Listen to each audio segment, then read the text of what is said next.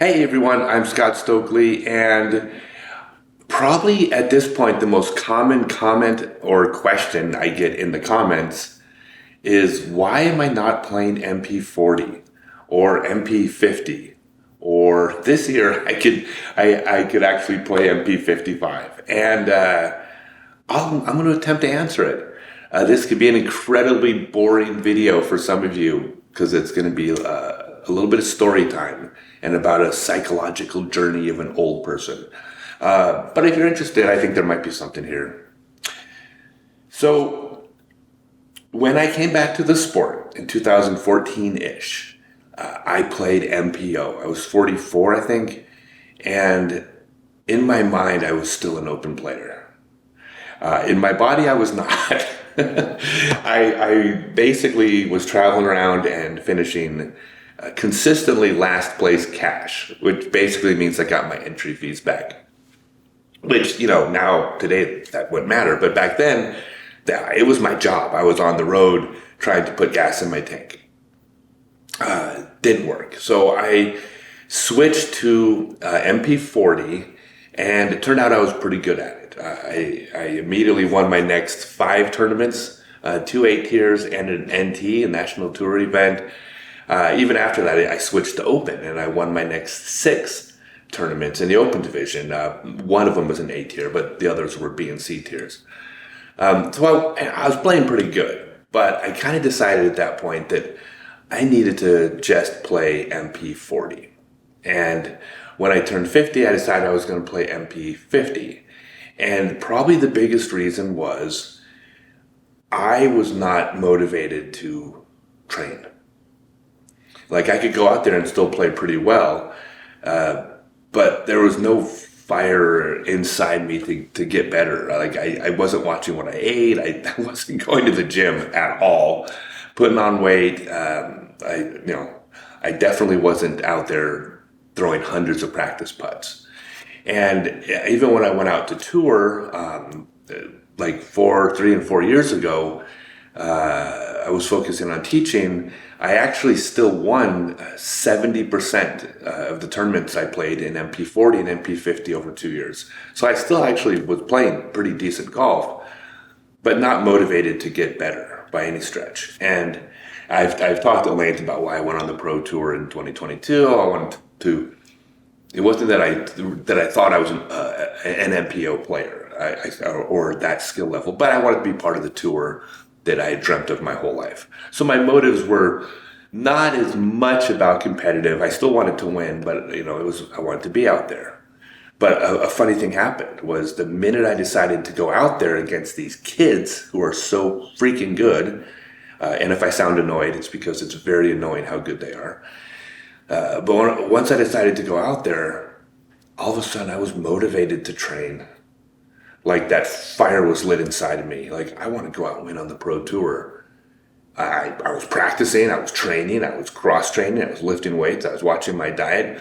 Like, I had the drive. I got that thing inside of me that made me good all those years ago that I'd kind of forgotten about. And at the end of the season, I had it. And here's the funny thing. I actually shouldn't have been out there. I mean, based on my rating at the time I decided to go, I wasn't qualified to be out on the pro tour. Not even close. I was given the opportunity to play by the Disc Golf Pro Tour for a lot of other reasons. I was maybe first and foremost had an older audience I might bring to Disc Golf Network, right? Business decision. There might have been some nostalgia there, and it was a feel-good story. But I wasn't good enough to be out there.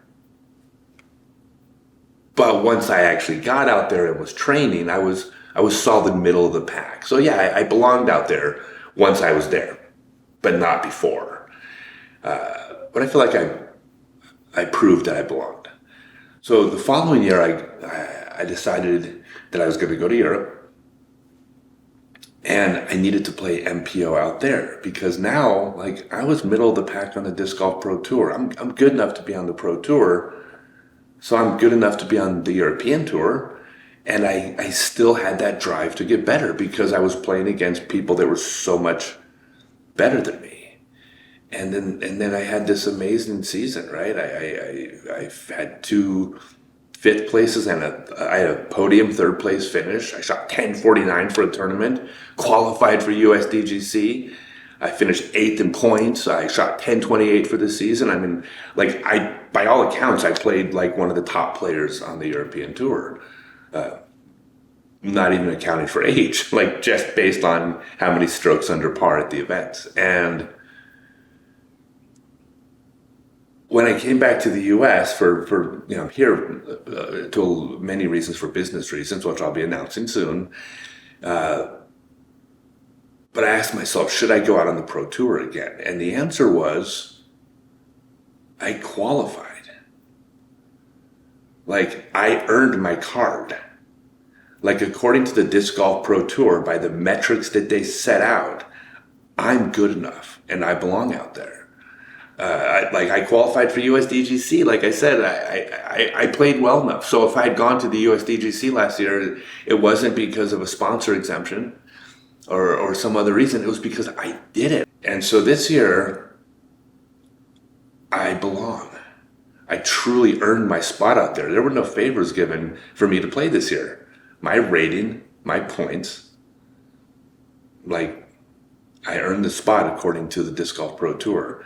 And lucky for me, because the standards have gotten so strict that I think that had I wanted to play for the first time this season, there's no way.